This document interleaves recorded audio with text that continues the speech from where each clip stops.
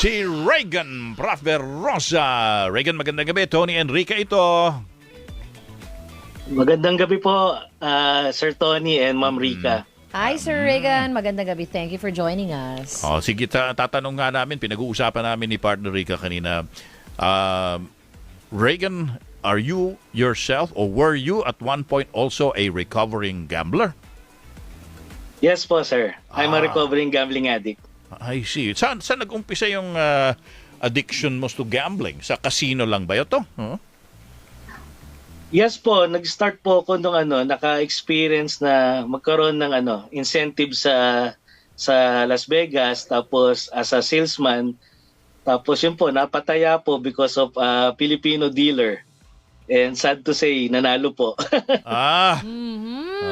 Kaya Yun yung unang pagkapanalo, yung patikim ng kaligayahan.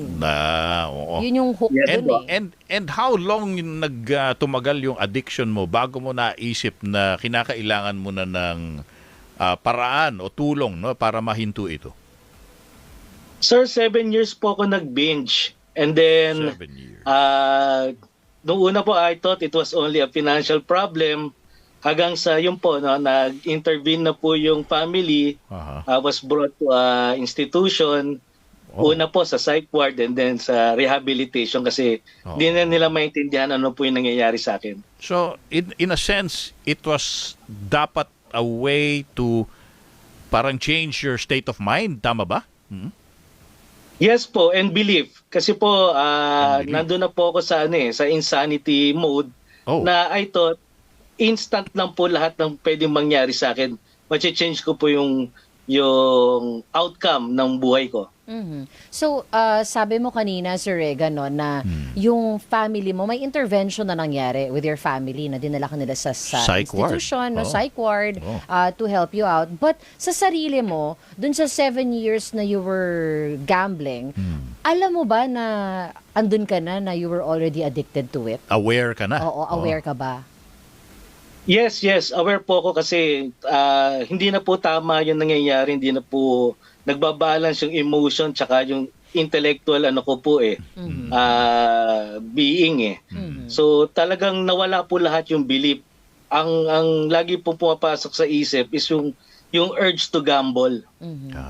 Okay. So, congratulations at least na ngayon, recovering ka na. And gaano rin katagal yung intervention bago mo sabihin na are you totally parang free of the addiction? Gaano katagal bago mo nakamit yung state of mind na yun na I'm no longer addicted to gambling? Noong una po kasi ang tulong na ginagawa ng pamilya ko is inaabsuelto ko sa lahat ng mga problema ko . They thought na yun po yung pinaka-best way to help an addict. Okay. Hindi po naging enabler lang po sila sa akin. Pero yun nga po, nung nag-seek na po sila ng professional help and listening to some suggestion regarding the concept of addiction na it's a disease na pwede siyang ma-prevent, It's a doon na po disease. nila ako dinala. Okay. It's a disease. Yun ang pagtrato nila doon, no? And Yes. ang treatment ba for a disease like a gambling addiction, mayroon bang sinusunod dyan na parang procedure or yan ay parang kino-customize sa bawat tao na naa-addict sa gambling? It's always tailor-fit, sir, sa isang tao kasi may kanya-kanya po kaming triggers na kailangan pangalanan. Pero sa ngayon po kasi nakita na namin na it is a emotional driven disease yung gambling. So kung tatalon na tayo ngayon, Sir Reagan, doon sa paglipana ngayon ng gambling apps at pagkalulong ng napakaraming tao, pati na rin ang mga kabataan dito sa ease of gambling na nangyayari nga ngayon, pinag-uusapan ng mga mababatas natin kung ito ba ay dapat i-ban o ito ba ay dapat i-regulate. Para po sa inyong grupo na tinutulungan ang mga recovering gamblers. Kaya pa bang Oo, idaan sa nakikita niyo ba regulation ito? yan? Sad to say po, yung gusto po nila ng total banning is parang imposible para sa amin and it's gonna be a long shot. Pero po yung restriction na voluntary with the help of the family, mas posible po yon. Kasi meron pong consent ng pamilya tsaka nung gambler mismo eh. Consent to do what? Anong ibig niyo sabihin, Sir Regan? Meron na po kasing existing na exclusion ng PAGCOR wherein pinapaban po yung tao. Pero yung nilalapit po namin sana na advocacy is through NTC na magkaroon ng isang departamento na mag-hold mismo doon sa electronic device ng tao kasi lahat naman po ng electronic device natin dumaan sa NTC. Okay. May IP address po yan, meron po yung IMEI. Pwede po mag-create ang ating NTC ng isang app or isang division wherein iba-block po sa lahat ng gambling site itong telepono kasi nagagawa po sa ibang bansa yun eh. Paano kung marami siyang ibang device? Mabablock mo naman ng NTC yung kung hindi alam ng NTC na may ibang device pala yung nagsusugal? Actually, may possibility po gano'n. Pero it's also a gateway for honesty and open-mindedness ng tao para magbago na eh. Yung pag-surrender po. So, gusto ko lang makuha yung pinaka-stand ng Recovering Gamblers of the Philippines na inyong grupo dito. Hindi kayo agree na, hindi kayo naniniwala na kakayanin ng total ban. You are okay for regulation. Tama ba ito, Sir Regan? Yes, sir. Yes, ma'am. Mas importante po sa amin yung taong nalulung na eh. Na magkaroon po sila ng connection with us para madala po namin sila sa support group, counseling or in-house facility para mas mabilis po matulungan yung tao. Oo, okay. Sorry. Medyo I'm trying to wrap my head around this kasi iniisip ko, as a recovering gambling addict, akala ko it's an automatic no kayo, an automatic ban gambling dahil nga alam na ninyo yung proseso ng addiction and recovery and how hard it is to go from point A to point B, 'di ba? When you allow, ito din kasi tinitingnan pag nag-allow ka ng isang pagkakataon na mag-slip back to your addiction, mag-backslide. Oo hindi ba parang lahat ng effort mo will be wasted? Opo, kasi po alam naman po natin na once you enter recovery, at first marami pong denial dyan and reservation. Pero once they enter sa recovery, their gambling will never be the same. Magkakaroon na po sila ng conscience. So gusto po namin manggaling mo po mismo sa tao yung pagbabago kasi hindi po sila madidiktahan ng iba eh. Pwede po sila ma-intervene pero mas maganda po maggaling mismo sa tao yung pagbabago. So ang goal is makonsyensya yung na-addict sa gambling para maging mas aware siya na kinakailangan niya i-control yung impulse niya to gamble. Opo. So sa umpisa po, fake it till they make it lang. Gagawa po sila para through banning. Pero the moment po na nagkaroon sila ng acceptance na mas makapangyarihan yung sugal sa kanila, mas maganda po yun kasi yun na po yung mag-i-start ng recovery nila. Ang problema kasi, and sa inyong personal experience naman, yung pamilya nyo na ang parang nag-intervene, no? Para kayo ay ilapit sa, ano ba tawag doon? Counseling? Intervention? Paano kung merong mga tao... paano po, Regan, kung may mga tao na nalulung sa gambling, like for example, online gambling, pero ayaw makialam ng pamilya nila or kung si mismo yung na-addict sa gambling ay ayaw pumayag na magkaroon po ng intervention kasi it has to take both sides, di ba? Na magkasundo na kinakailangan ng intervention. And is that really something na madaling gawin ng karaniwang tao? Kaya po lagi po kaming gumagawa ng mga awareness, ng mga real life testimony para marinig nila kasi sila naman po pag narinig nila at nagkaroon sila ng common denominator sa amin, kahit pa paano po yung matigas nilang puso lumalambot po kasi alam nila naman na mali na yun eh. Pero because of the intention to gain more, nagtutuloy-tuloy po yung downfall nila. Kaya yun lang ang iniisip ko din. If hindi magkusa yung nangangailangan na intervention or walang magkusa din, no, na ilapit sila sa intervention. Baka marami din sa mga kapwa natin Pilipino na nalulung na sa gambling, Ay, hindi makaahon. na hindi talaga sila makakawala sa addiction nila, no, Regan?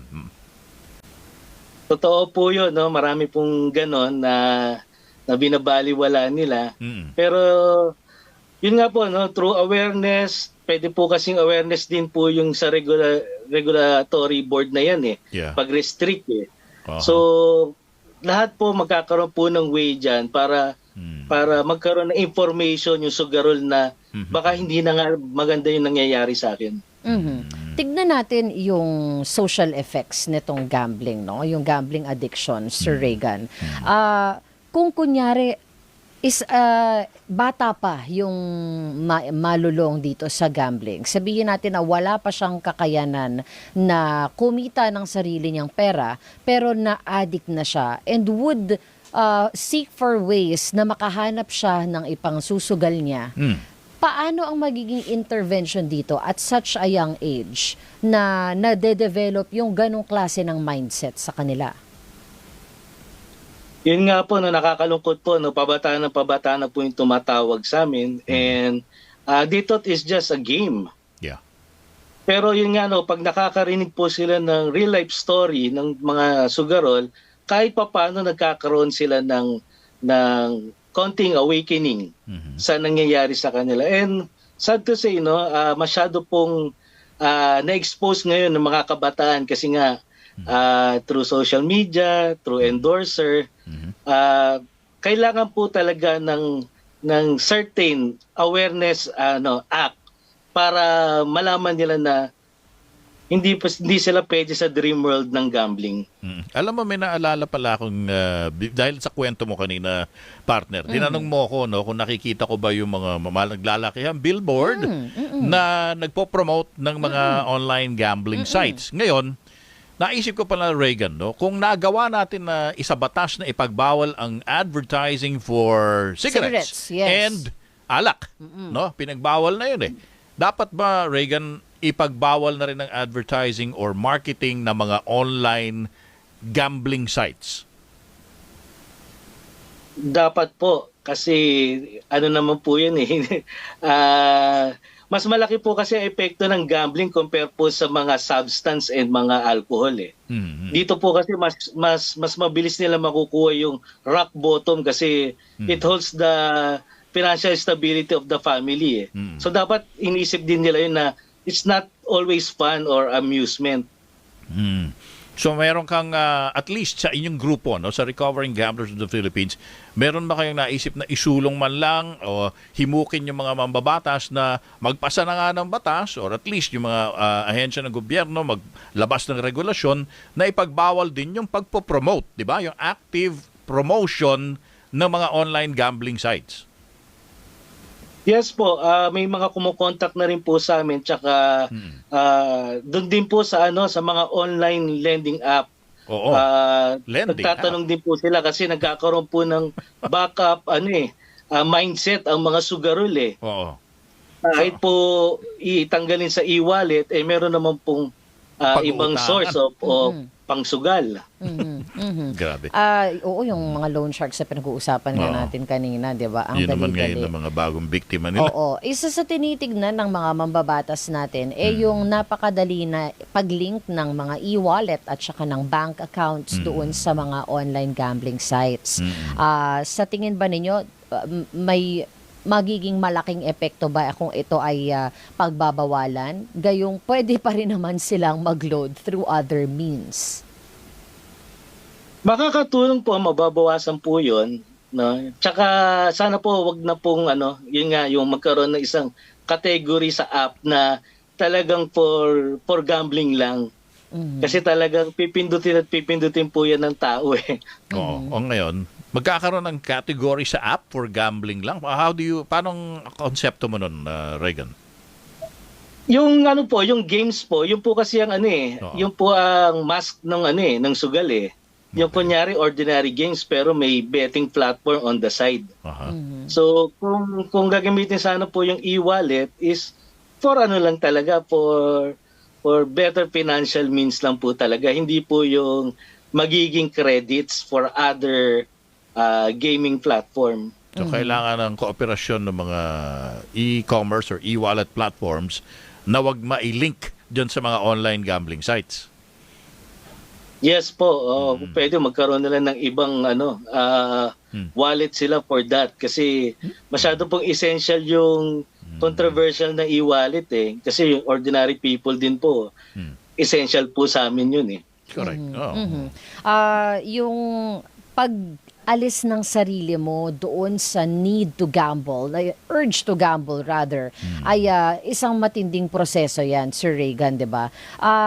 Sa inyong grupo, paano yung approach na sinasabi ninyo sa mga recovering gamblers? Kasi sinasabi mo kanina, dapat may awareness sila na hindi na nila ito dapat gawin. But from what I'm hearing from you, may choice pa rin sila to gamble. So, I just want to know. Pero may control lang dapat. May control lang. It's what I'm hearing from you is to not technically get out of the addiction, but rather have control of what you're doing. Ganito po ba ang inyong isinusulong? Hindi po. Total abstinence po kami. Okay. Total abstinence po kami. Yun po yung sinusulong namin kasi nga po yung we considered na 1 is too many and 1,000 is never enough So, ang talagang iniwasan namin yung pagbalik sa pagtaya, yung unang taya. Kasi yun lang po yung pagsisisihan namin at maaalala namin Pero yung pangalawa hanggang pang 1,000, insanity na po yun ulit So, hanggat kaya namin ipaliwanag na importante yung unang taya para sa kanila, ipapakita po namin lahat ng pwedeng maging effect pag bumalik sila sa pagsusugal. Kasi yung relapse po, nagdidig po kayo ng mas malalim na bottom Oo. Ano bang procedure kung kunwari lalapit sila sa grupo ninyo, Regan? Do they actually have to go to an office or susulat lang ba sila sa inyo? Paano ba ang ginagawa? Hindi po. Meron po kaming hotline na 0917 509-4080 wherein mas priority po namin madala sila sa support group. Meron po tayong support group dito sa Pilipinas. We have 9 home groups tsaka everyday Zoom, mornings and evenings. Pwede po sila umattend doon para magkaroon sila ng better knowledge about the disease of gambling. At the same time, pwede rin po kami magbigay ng referral for counseling or yung mga iba naman since mabigat na po yung pinagdadaanan talaga at marami nang nagawang parang crime. Dinadala po namin sila sa mga in-house or rehabilitation. Siyempre, napaka-private ng mga ganitong klase ng usapan, Sir Regan. But can you give us kahit an idea man lang ng pinakabata na lumapit na sa inyo to seek help? Last year po, naka-experience po ako ng 13 years old. Wow. Saan siya na addict daw na gambling? Nag-start po siya sa mga game na Axie wherein bibili sila mga items, mga ganun-ganon. Yung pala, it's a gambling na rin kasi meron pong sinusunod na parang quota or something. So it's a group game but in the end naging gambling na siya kasi nga naghahabol na po yung bata ng pangtustos doon sa mga items or gifts that they need to buy. Parang naalala ko tong Axie. It's in the guise of parang fintech na ito yung pera na tawag nila doon, yung investment? No. Yung parang may monetary value ito, 'di ba? Sir Regan, itong Axie. Parang style Bitcoin po. Bitcoin. Yeah, you got it. Parang something na gano'n.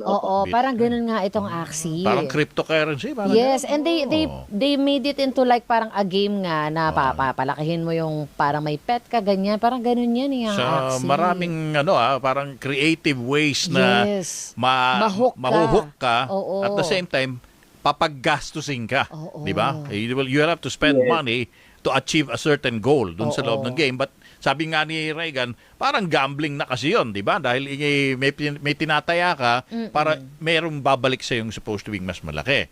So, there are 9, tama ba? 9 support groups, Reagan, sabi mo?